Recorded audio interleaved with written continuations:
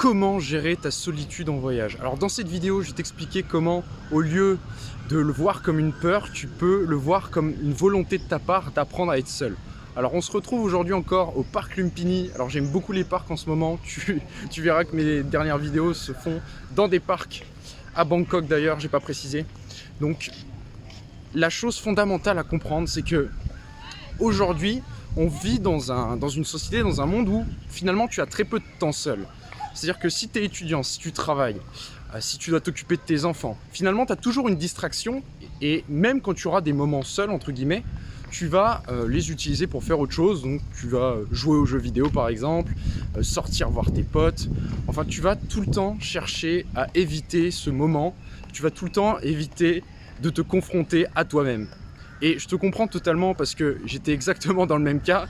C'est putain d'effrayant de juste s'asseoir sur une chaise, d'enlever toute distraction et de penser.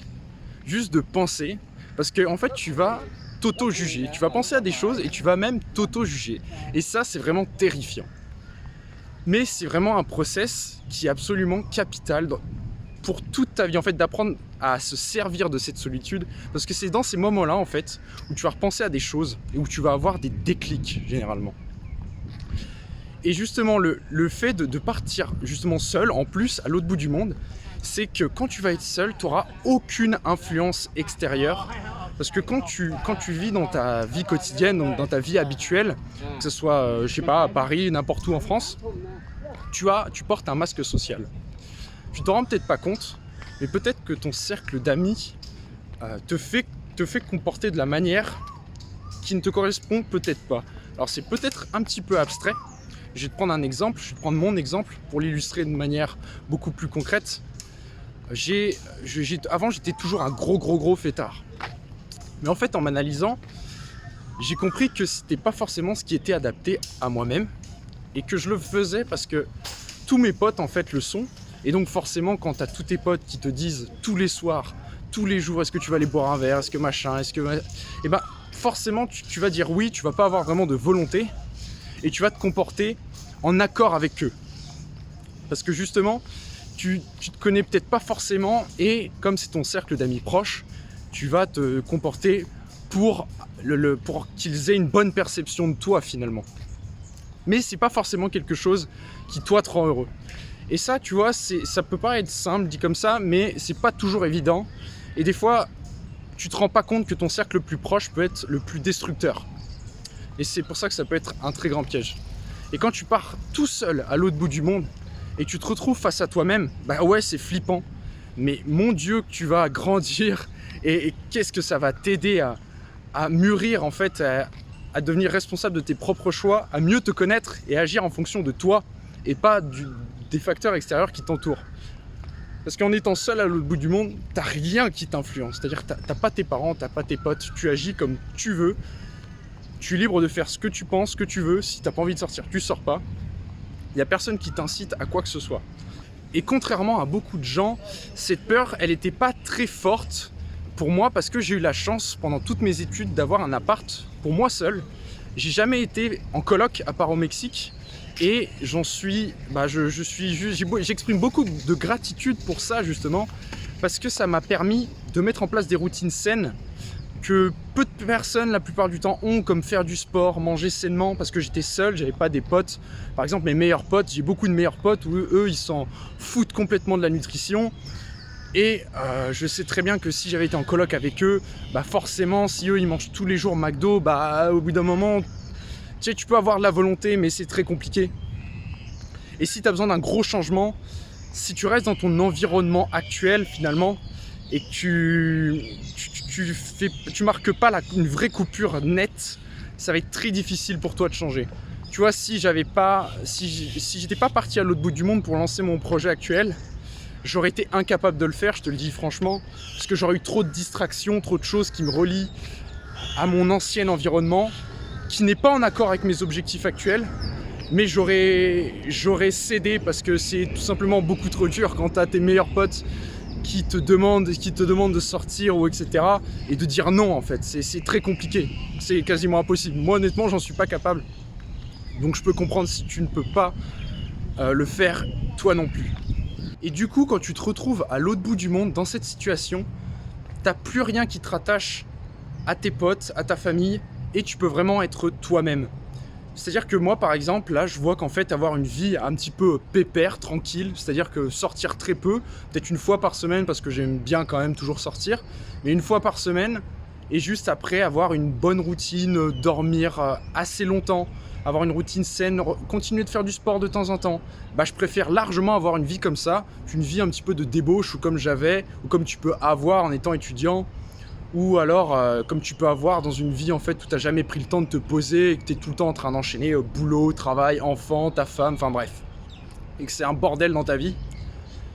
Et dernière chose aussi, c'est que tu le remarques quand tu as eu ce déclic et que tu sais, quand tu apprends à apprécier ta solitude, apprendre à t'apprécier toi en fin de compte. Parce qu'on dit souvent que quand tu es seul, est-ce que tu t'ennuies pas? Mais en fait, tu t'ennuies pas parce que passer du temps avec toi-même, je veux dire, tu te suffis à toi-même.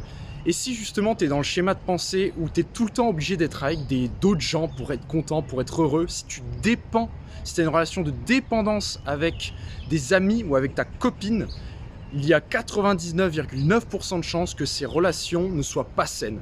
Et je te le dis pour l'avoir vécu vraiment, tu ne t'en rends pas forcément compte, mais si tu ne te vois pas être tout seul, si tu as du mal si pour toi passer un week-end tout seul et encore plus partir à l'autre bout du monde tout seul, c'est quelque chose vraiment de bloquant, c'est que tu as sûrement un problème de dépendance affective qui est lié à ton estime de soi. Soit toi, je sais jamais comment on dit, enfin bref. Quand tu as une d'ailleurs, estime de soi et confiance en soi, c'est deux choses différentes. L'estime de soi, c'est un sentiment, c'est la valeur que tu te donnes à toi-même. Et la confiance en soi, c'est le fait de passer à l'action, d'agir, et tu vas avoir des confiances en soi dans plusieurs aspects de ta vie. C'est pas parce que je suis parti à l'autre bout du monde et que j'ai confiance en moi pour beaucoup de choses que je peux avoir confiance en moi dans d'autres domaines, dans les aspects, dans les relations personnelles, amoureuses. Tu vois, tu peux avoir, ça dépend du secteur. Mais ce qu'il faut retenir, c'est que l'estime, c'est un sentiment, la confiance en soi, ça s'acquiert par l'action. Et si tu as une faible estime de toi, il y a très peu de chances que tu dépendes des autres. Parce que tu vas avoir peur de passer du temps avec toi parce que tu ne t'estimes pas digne en quelque sorte.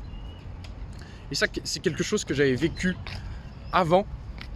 Et une fois que tu apprends à gérer cette solitude et que tu as finalement une haute opinion de toi, tu vas te rendre compte, tu vas te rendre compte, oui, que ton temps est en fait précieux. Et quand ton temps est précieux, tu ne vas pas vouloir l'attribuer à tout et n'importe quoi, bon pas à tout parce que ça reste des humains, mais à n'importe qui, pardon. Parce que justement, quand tu vis à travers tes relations, tu vas avoir tendance à donner du temps à tout le monde et avoir beaucoup plus de relations superficielles. Et quand tu as enfin ce déclic et que tu as une haute estime de toi parce que tu as des valeurs, parce que tu te connais, tu as fait ce travail sur toi, tu sais ce que tu vaux, donc tu sais que tu n'as pas du temps à perdre avec des personnes complètement stupides ou qui n'est pas digne de ton temps, entre guillemets.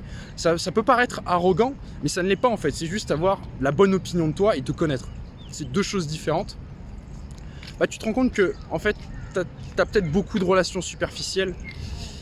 Et quand tu penses de cette manière, tu vas vouloir faire le ménage parce que tu te rends compte que vraiment, il y a des relations qui ne te servent à rien, qui sont même destructrices pour toi. Et tu es obligé de te séparer de ces relations.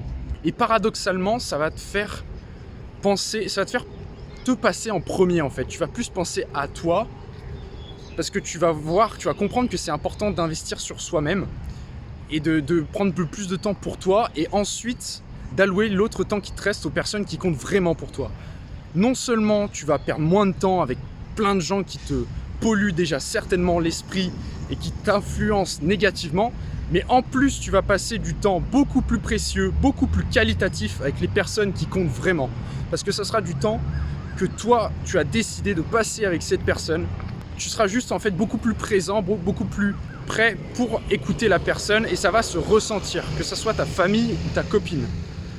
Et pour reprendre l'exemple de la copine, c'est exactement pareil. Quand tu as une relation où tu dépends d'elle, en fait, juste, et tu ne changes pas de copine, tu ne la quittes pas parce que tu as peur. Tu te dis, ah mais si je la quitte, je vais pas retrouver quelqu'un. Du coup, tu te dis, bah c'est confortable, donc je vais y rester. Et ça, c'est la pire chose que tu peux faire.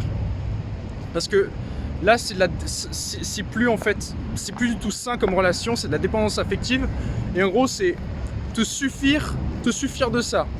Donc en gros, tu as une estime de toi très basse et tu dis bon bah c'est pas ouf, mais bon tant pis, c'est confortable. Et vu que j'ai pas une haute estime de moi, bah je me sens pas capable de retrouver quelqu'un de mieux. Et ça c'est vraiment un piège que beaucoup de personnes tombent dedans. Je suis tombé dedans. Et c'est vraiment le point sur lequel je voulais souligner. Donc voilà, j'espère que ça t'aura plu. J'espère que j'ai réussi à te faire passer le message que gérer sa solitude, apprendre à être seul, c'est vraiment très important. Si tu veux plus d'infos comme ça, j'en parle dans ma formation. J'ai créé une formation pour ceux qui veulent aller voyager seuls, pour préparer leur premier voyage solo. C'est le premier lien dans la description. Je te laisse aller checker si tu veux. Et moi, je te dis à très vite. Salut!